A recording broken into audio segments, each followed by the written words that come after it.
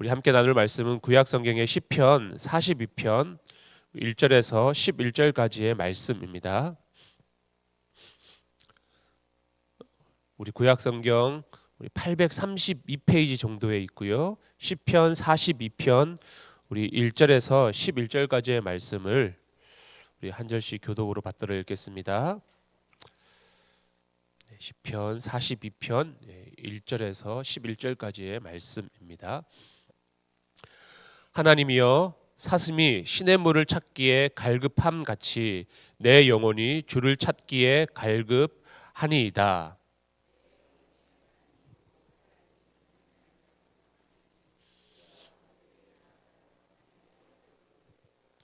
사람들이 종일 내게 하는 말이 내 하나님이 어디 있느뇨 하오니 내 눈물이 쥐하로 내 음식이 되었도다.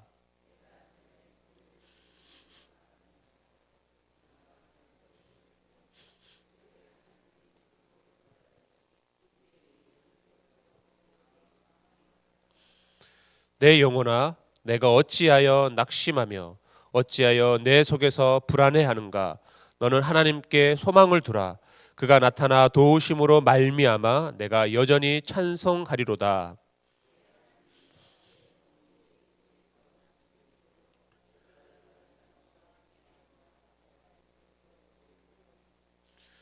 주의 폭포 소리에 깊은 바다가 서로 부르며 주의 모든 파도와 물결이 나를 휩쓸었나이다.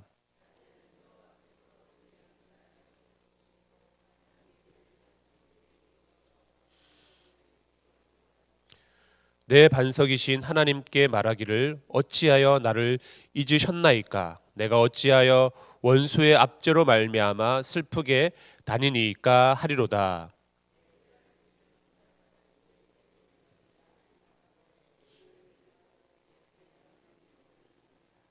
함께 읽겠습니다. 내 영혼아, 내가 어찌하여 낙심하며 어찌하여 내 속에서 불안해하는가? 너는 하나님께 소망을 두라. 나는 그가 나타나 도우심으로 말미암아 내 하나님을 여전히 찬송하리로다. 아멘. 시편 2권은 전반적으로 하나님의 구원과 은총과 돌보심을 노래합니다. 그 중에서 오늘 우리가 함께 읽은 시편 42편은 2권의 첫 번째 시편입니다. 시편 42편에 우리 표제어를 보시면 고라 자손의 마스길이라고 되어 있는데요. 이 마스길은 곧 교훈이라고 하는 뜻입니다. 그들의 조상 고라는 모세와 아론을 대적했다가 땅이 갈라져 죽임을 당했지만 고라 자손들, 그 후손들은 다윗의 시대에 용사가 되기도 했고 또 문지기로 섬기기도 했고 또 성전 음악가로 귀한 사명을 감당했습니다. 그들이 캄캄한 밤과 같은 고난을 극복하고 자신들의 삶을 역전시킬 수 있었던 비결은 무엇이었을까요? 오늘 본문 말씀을 통해서 그 비결을 살펴보고자 합니다.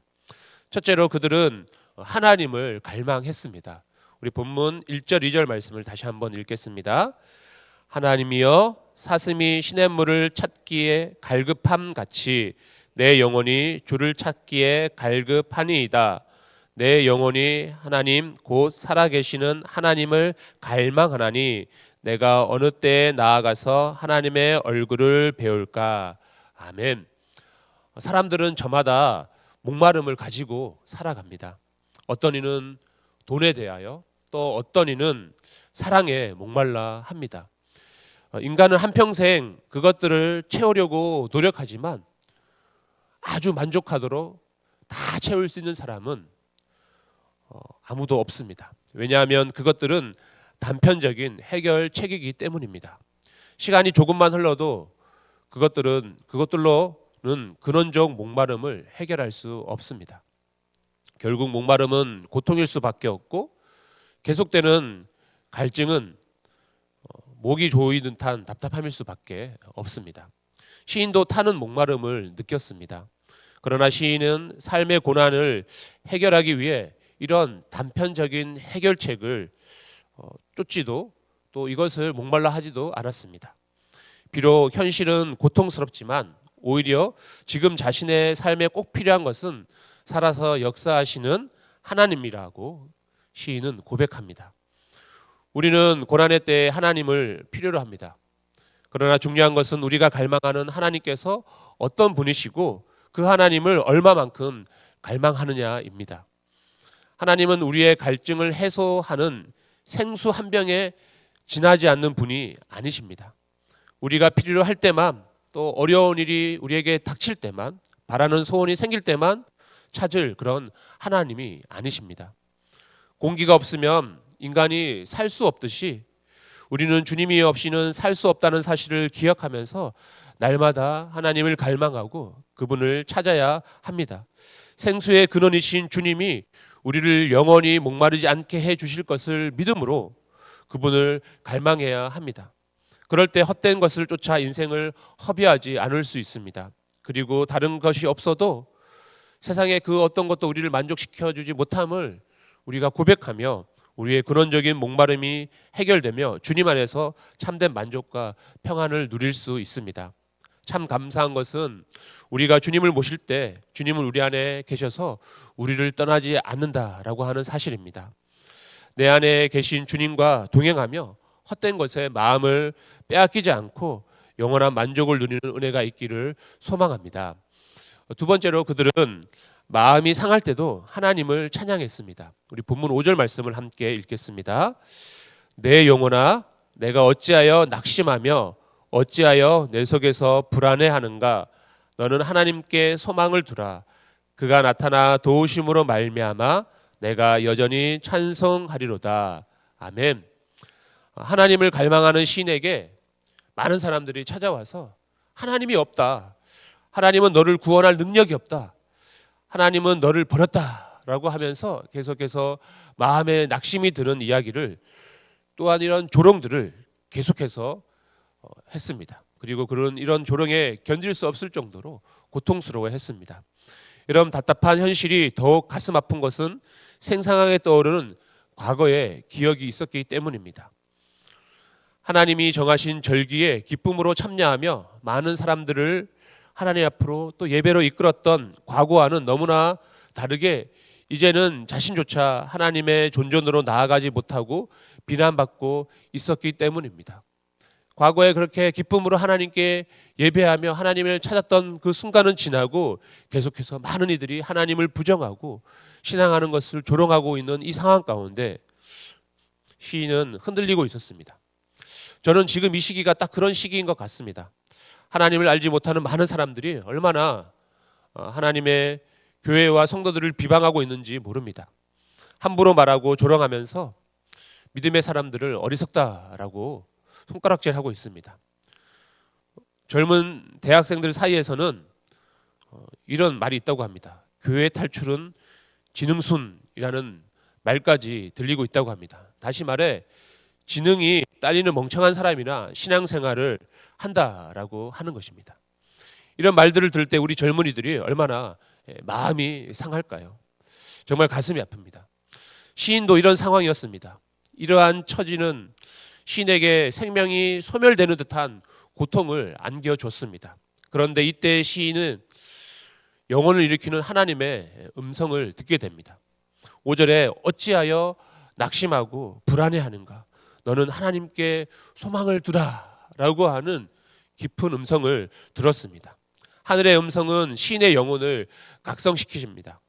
비난의 소리만 크게 들리고 고난의 현장만 눈에 들어올 때 영혼의 깊은 곳에서 우리를 일깨워 주시는 주님의 말씀이 있고 주님의 음성이 있습니다.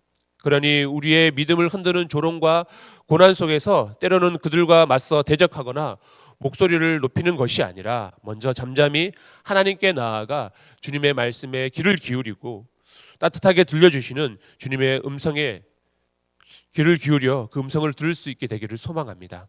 그럴 때 내 영혼의 그윽한 곳에서 소망을 주시는 하나님의 음성을 듣게 될 것입니다. 어찌하여 낙심하고 불안해하는가. 너는 하나님께 소망을 두라라고 하는 주의 음성을 들을 때 우리가 그 음성에 아멘으로 화답할 때 그것은 찬양이 되고 또한 찬양은 우리의 힘이 될 것입니다. 고라 자손들은 하나님 때문에 비방을 받고 신앙의 모습을 조롱거리로 여기는 이들의 말에 상처를 입기도 했습니다. 하지만 오히려 그럴 때 주님의 음성을 듣고 하나님께 소망을 두며 더욱더 하나님을 찬양했습니다. 마음이 상할 때 우리는 소망 되시는 하나님께 찬양해야 합니다.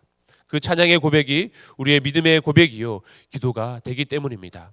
그리 아니하실지라도 주님을 찬양하는 복이 있기를 간절히 소망합니다. 세 번째, 그들은 지속적으로 기도했습니다. 우리 본문 8절과 9절 말씀도 다시 한번 읽겠습니다.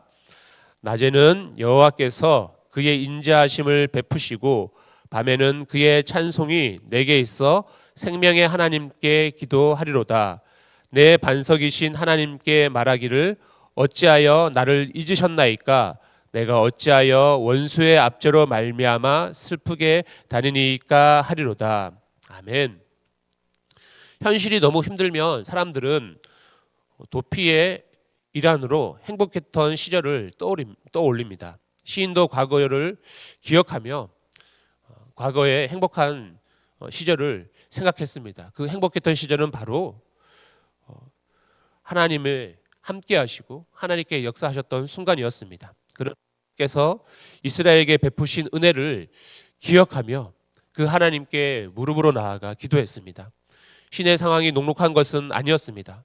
하나님께서 이제는 이스라엘을 잊으신 것 같고 원수의 압제에 내버려 두는 것 같으시며 원수의 비방과 조롱은 멈추지 않았습니다. 그러나 시인은 과거에 하나님께서 베풀어 주신 은혜의 밤과 같은 현재의 고난의 시기를 기억하면서 감사하고 찬양하게 해달라고 계속해서 기도를 이어갔습니다. 결국 고통의 순간을 견디고 반전시킬 수 있는 힘은 하나님께로부터 나옵니다. 우리의 삶의 자리 가운데 견딜 수 없는 고통이 찾아올 때 하나님을 기억하고 무릎으로 하나님께 나아갈 수 있게 되기를 소망합니다. 우리를 구원하고 우리를 사랑하시며 놀라운 일을 행하셨던 그 하나님께서 그 하나님께 우리의 마음을 아뢰고 지금의 참담한 상황을 고발하고 우리는 해결할 방법이 없지만 하나님의 가장 선하신 방법대로 해결해 주실 것을 신뢰하고 아뢰 수 있기를 소망합니다. 오늘 우리가 함께 읽었던 9절 말씀은 예수님께서 십자가상에서 하나님께 고백했던 기도이기도 합니다. 주님께서 십자가에 달리실 때 받는 그 마음은 버림을 당하는 것 같은 그런 고통의 순간이었지만 그렇게 마음을 주님께 아랠 때 끝까지 십자가를 참으며 이기게 하심으로 결국 승리하시며 우리 죄인들을 구원하셨습니다. 때로는 지금의 순간이 너무 고통스럽고 어렵고 하나님께 버림받는 것 같은 그런 상황이다 할지라도 우리의 마음 깊숙한 곳에 그 상한 마음까지도 하나님께 아랠 때 주님께서는 그 상한 마음을 바꾸어서 결국은 찬양이 되게 하실 것입니다.